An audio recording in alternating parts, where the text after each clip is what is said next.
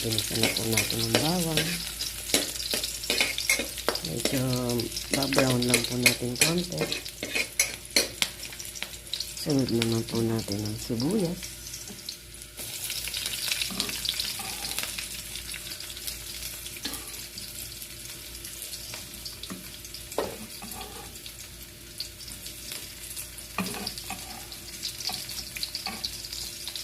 Konting-konting gisa lang. Sunod na natin ang kamatis.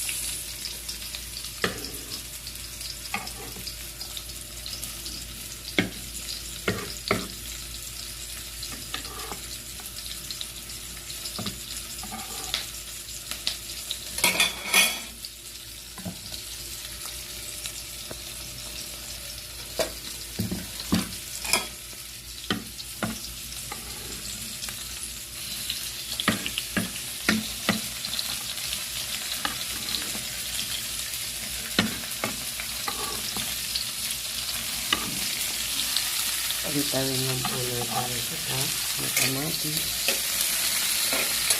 Bago natin susunod ang hipon. Ay, Paulo, wala palang itlog. Nakalimutan ang itlog. 1 egg. 1 egg. Pag tumatas na po,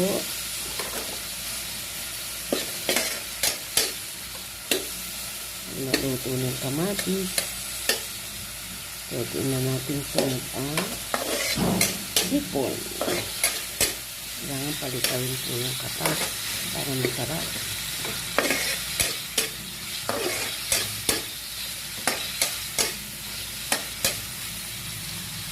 Ang ating hipon. Hinulog na ito. Ang technique naman po, kung alam niyo po medyo mapait ang ampalaya, hugasan niyo po ng mainit na tubig. Lamasin ng konting asin. Pero kung gusto niyo po mapait, huwag niyo na pong bandian ng tubig na mainit. Ganyan lang po siya. Tapon ng tubig. Bago natin isasama sa isa.